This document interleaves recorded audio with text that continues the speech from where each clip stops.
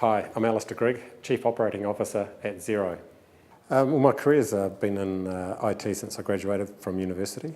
Started out at IBM, which was a great learning ground and a great introduction into the industry. Since then, I've had roles that are probably contrast between enterprise IT roles and contrasted by time in startups, and more recently, obviously, in the sort of internet space as well. My enterprise corporate type roles have involved time at IBM.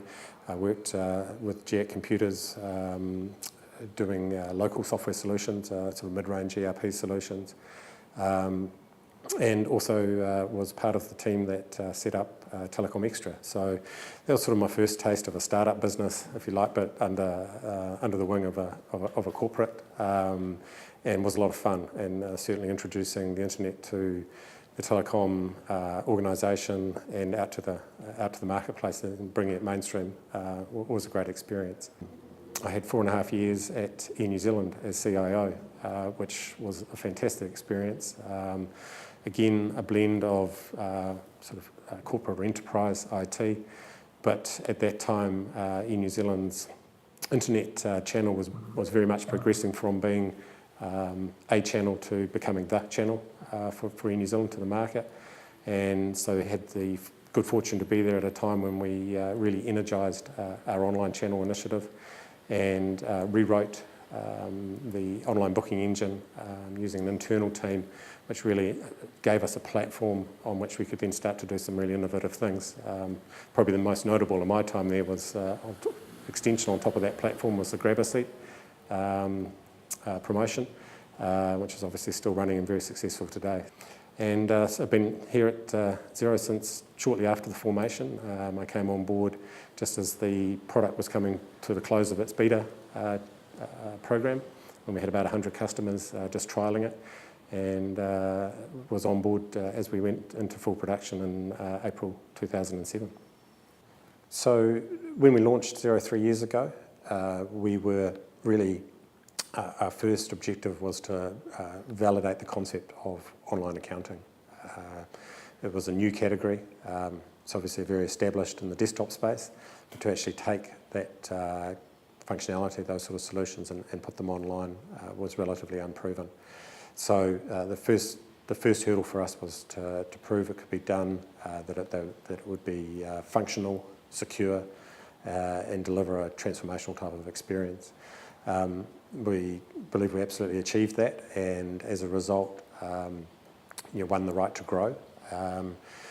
Over 3 years now, we've grown to over 20,000 customers, over 50 countries, and we're seeing greater and greater penetration in all the markets that we're most active in. Certainly here in New Zealand, where we first launched, we believe that we're becoming very much a household name and a default type of solution for small businesses to turn to. The differences between enterprise IT and internet companies is increasingly diminishing, if you like. They're converging more and more.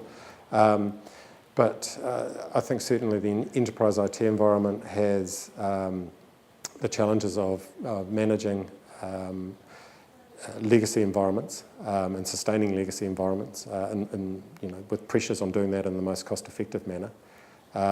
Whereas the internet space is more about developing innovative, new, and engaging types of online services.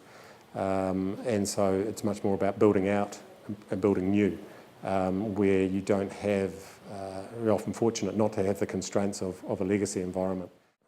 Responding to the feedback from internal users, if you like, internal customers in an enterprise environment, in contrast to the, I suppose, internet community, the online community using an online service, traditionally has been quite a different approach.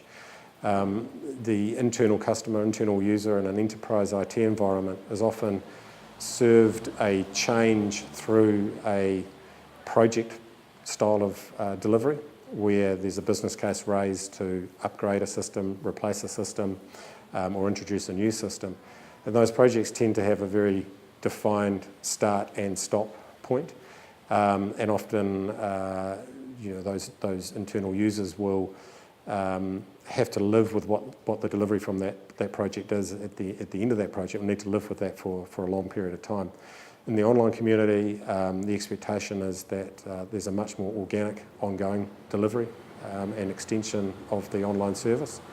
And so it's very, very important that you engineer your product development and in fact your whole kind of business case for actually providing the service that has a continuous stream of development. One of the key factors in Xero's success is to have a genuinely design-led product to culture.